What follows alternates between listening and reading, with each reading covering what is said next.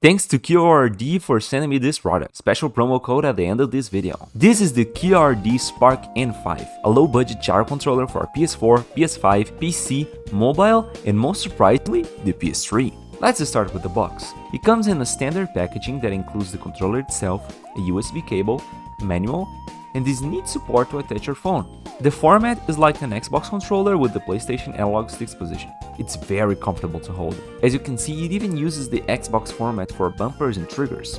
Also, this controller is very light, weighing 216 grams compared to 280 grams of the DualSense and 250 grams of the Nintendo Switch Pro controller. I want to get the bad part out of the way first, so there is only one thing that really drives this controller down for me. That's the build quality. The plastic feels cheap.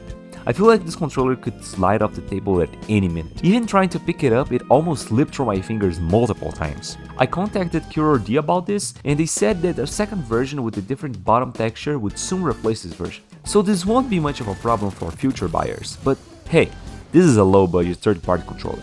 You know where you're getting into. Because other than that, this controller does everything else competently. The Spark N5 has two back buttons. The placement feels great. Unfortunately, these extra buttons don't show up on Steam when connected to a PC. They only duplicate an input that's already bound on the controller. So you hold N2 and set buttons at the same time. Then click on the button or sequence of buttons you want to program, and after that just choose between N1 and N2 and you are good to go. Speaking of buttons, they feel fine. A bit sturdy to press, and they wiggle in place a bit. I guess every controller is like this, but this one feels noticeable, like the buttons don't fit properly in the controller shell. The analog sticks are Hall effect, and they feel like the Xbox analog sticks. The click is noisy and it doesn't feel great to use, but it gets the job done. In my testing I found a major problem though. FlickStick requires a good analog stick with a high enough resolution, because FlickStick allows you to snap the camera to any angle and slowly sweep if you put the analog forward first. But if the analog stick has a low resolution, this feature will jitter the camera more than anything. I contacted QRD about this issue and they sent me an update for this controller that fixed this issue. Like I said before, a second version of this controller with the updated firmware already built in will replace this version. But it's still kinda annoying that people with the old version need to make use of an update. Still, I'm glad we do have a solution. The D-pad is serviceable. It's squishy in a good way, the same level of precision as the Switch Pro controller.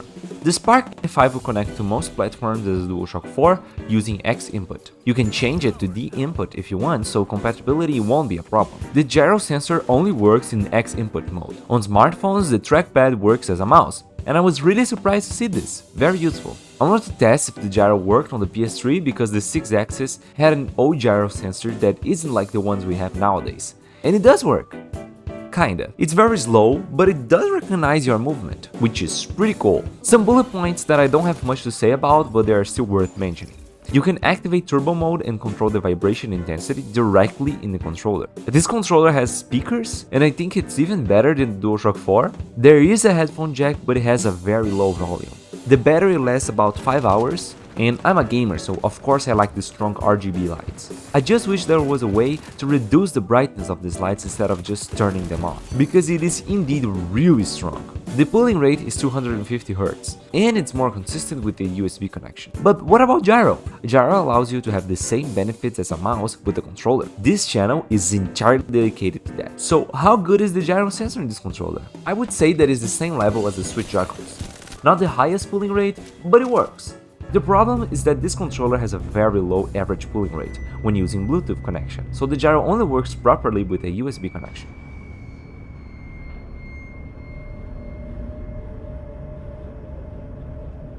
Vibrations could affect the gyro sensor, but that doesn't seem to be the case here. Vibrations on this controller are very light. As I said before, this controller is competent for a low-budget controller. I think mobile players would get the most out of this because of the support for mobile devices. So, if you want to get your hands on one, access the first link in the description and use the code that's appearing on the screen. For more motion control games and tips, like, share, and subscribe. Thanks so much for watching.